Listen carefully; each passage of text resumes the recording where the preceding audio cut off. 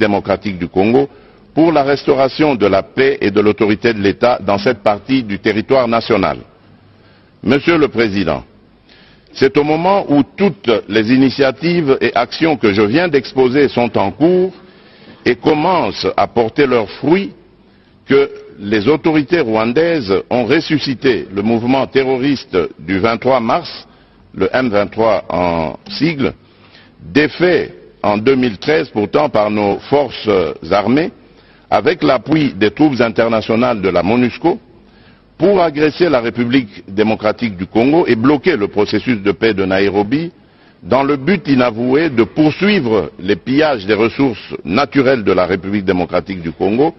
et de placer sous l'impérium rwandais une partie de son territoire national, le Nord Kivu en l'occurrence. C'est ici le lieu, une fois de plus, de dissiper toute équivoque et de porter un démenti cinglant aux allégations fallacieuses des dirigeants rwandais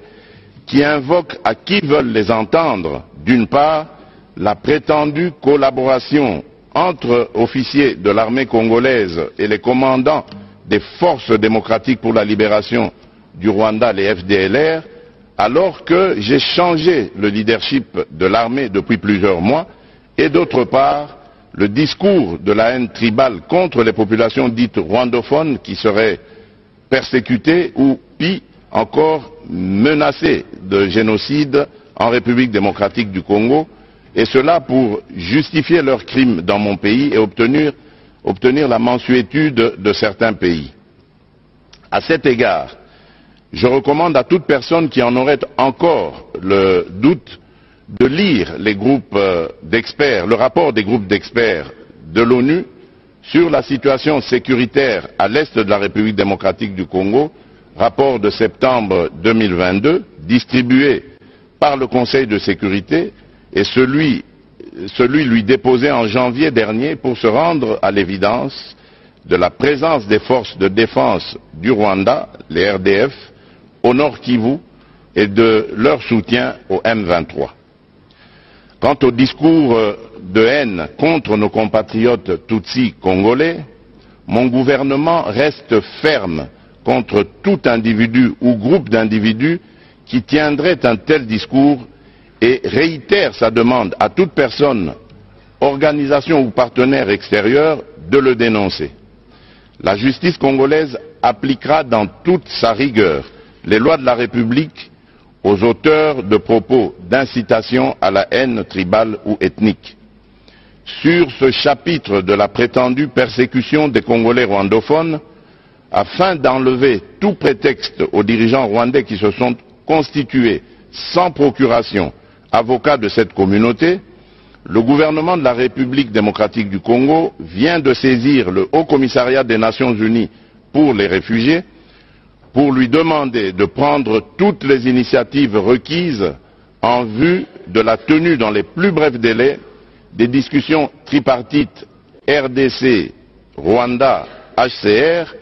pour le rapatriement de leurs réfugiés respectifs dans leur pays, conformément au cadre juridique bilatéral actuel, aux règles du droit international et aux pratiques pertinentes en vigueur en la matière. Mon pays attend impatiemment ces discussions auxquelles seront associés du côté congolais les notabilités coutumières des communautés concernées afin de régler définitivement les problèmes soulevés et de réaliser une réconciliation vraie et durable entre ces communautés. Monsieur le Président du Conseil des droits de l'homme des Nations Unies, Excellences, Messieurs les Premiers ministres et chefs de délégation, Monsieur le Président de la 77e session de l'Assemblée générale des Nations Unies, Monsieur le Secrétaire général des Nations Unies, Monsieur le Haut Commissaire des Nations Unies aux droits de l'homme, Monsieur le chef du département fédéral des affaires étrangères de la Confédération suisse, Mesdames et Messieurs, il n'y a de pire ennemi des droits de l'homme et des libertés fondamentales que la guerre. Il est illusoire de prétendre protéger et promouvoir les droits de l'homme ainsi que les libertés fondamentales dans un contexte de guerre qui exacerbe les tensions internes et affaiblit l'État. C'est pourquoi il est impérieux de mettre fin aux aventures guerrières du Rwanda à l'est de la République démocratique du Congo pour créer les conditions objectives de réalisation des actions en faveur de ces valeurs universelles pour lesquelles, de tous les temps dans le monde, les peuples se sont battus jusqu'au sacrifice suprême. On ne peut pas prétendre défendre l'exercice des droits de l'homme et des libertés fondamentales en République démocratique du Congo tout en laissant progresser l'agression de ce pays par le Rwanda et les massacres de ses populations par des groupes armés terroristes. Il est temps que la communauté internationale, en particulier les Nations unies, sanctionne les auteurs des crimes et des violations du droit international en République démocratique du Congo et les contraigne davantage à exécuter le plan de paix issu des processus de Nairobi et de Luanda,